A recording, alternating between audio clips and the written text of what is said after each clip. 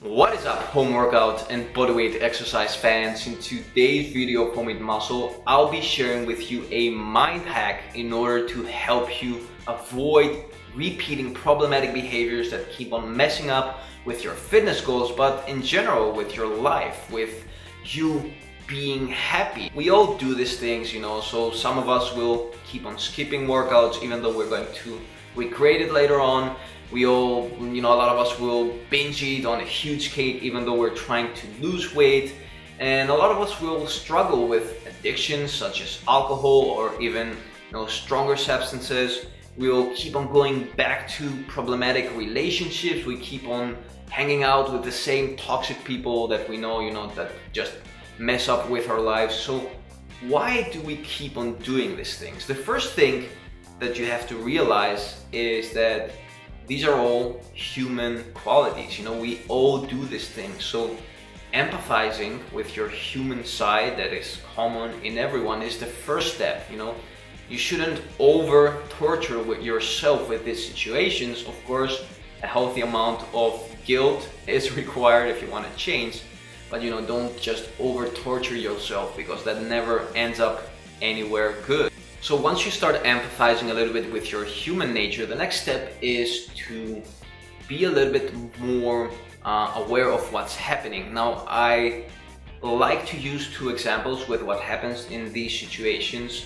One thing that a lot of people can relate with is that you sort of just go blank. You lose your rational thinking skills, your critical skills, and you just go blank and engage in this stupid behavior, even though it's bad for you, but you just lose awareness and it's sort of like you're not there.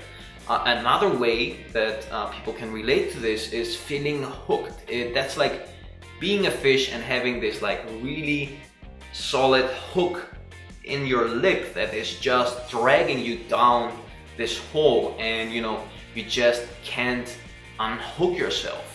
So once you can identify with the state you're in when you're going through these things, the antidote that you have to use in order to treat these problems is awareness. And that's easier said than done, but if you learn to practice awareness gradually and give it time, it can make such a big difference on how you deal with this problem. So first of all, you have to try to pause, even if it's just for a little bit, and observe when you reach that point. So it's sort of like you reach this intersection and you have, like, let's say the right path, which is the good path, for example, not eating that cake, and the left path with it, which is the negative path.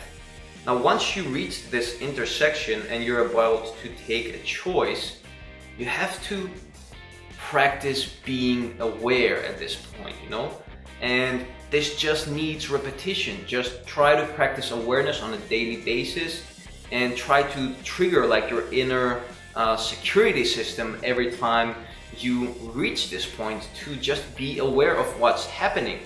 In the beginning, you don't even have to make the right choice, just being aware at that point and letting go and making whatever choice you are about to make.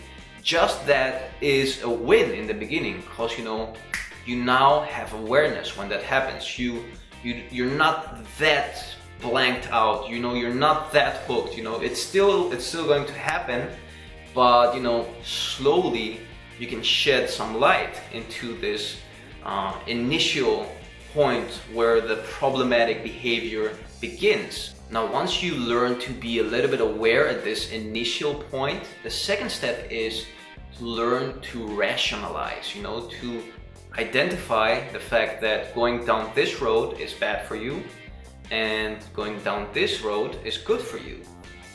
This road is short-term satisfaction, and this road is a little bit discomfort, but in the long term, it's also happiness.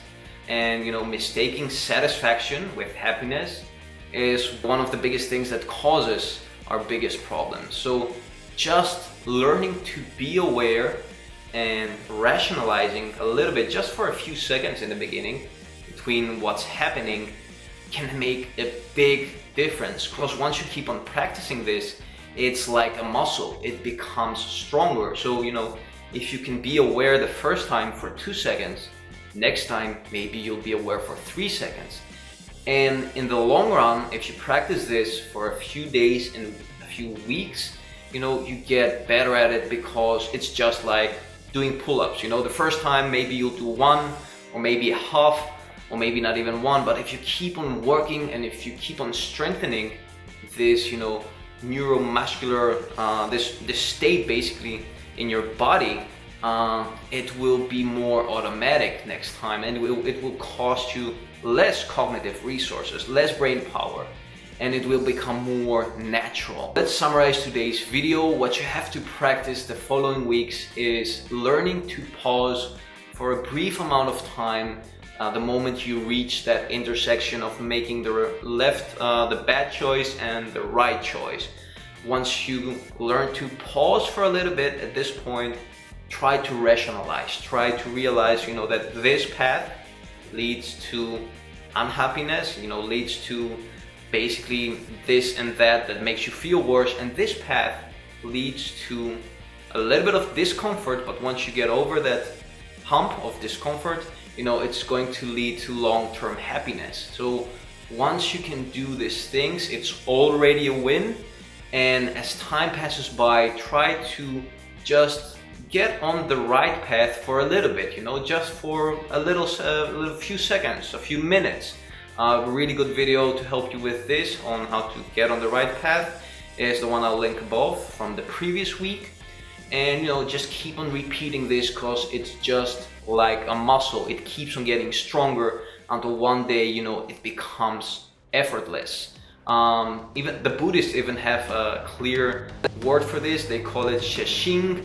I like to call it like your inner security system that guards you, when you're about to make the stupid decision. That was all. Let me know what you do when you, have to deal with this problematic behaviors, what helps you. And until next time, keep on training.